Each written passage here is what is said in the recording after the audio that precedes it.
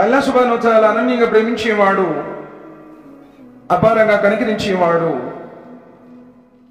తీర్పు దినానికి తిరుగులేని చక్రవర్తి అల్లాహ్ తబారక వ తఆలా. అల్లాహ్ ఈ విశ్వ సార్వభౌమాధికారంలో ఎవరిని కూడా తన కుమారుడిగా తన సంతానముగా చేసుకోలేదు.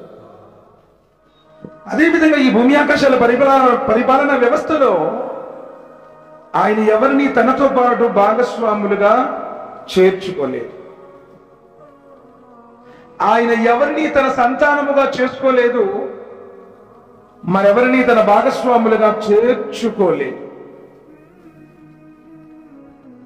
ఒకరి సహాయ సహకారాలు తీసుకున్నటువంటి అవసరం ఏమాత్రం లేనివాడు, పరమ పవిత్రుడు, దోషరహితుడు అల్లాహ్ సుబ్హానహు వ తఆలా.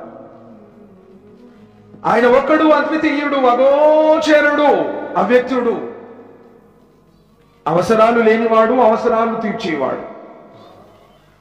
ఈ సృష్టిని సృష్టించక పూర్వం ఎలా ఉన్నాడో ఇప్పుడు అలానే ఉన్నాడు.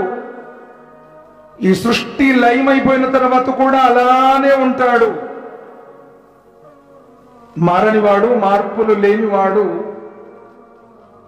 శాశ్వతుడు, నిత్యుడు, అనంతుడు, సమస్తానికి జీవాధారం, మూలాధారం ఆయనే.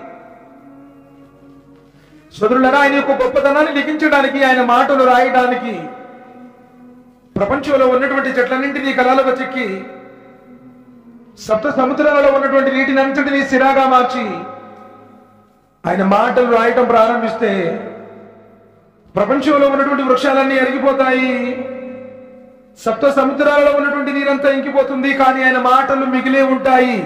ఆయన అల్లాహ్ సుబ్హానహు వ తఆలా. మనిషిని తయారు చేసిన వాడు మనిషి లాంటి వాడు కాదు. మనిషికి ఉన్నటువంటి లోపాలు, బలహీనతలు, దోషాలు లేనివాడు పరమ పరిశుద్ధుడు అల్లాహ్ సుబ్హానహు వ తఆలా.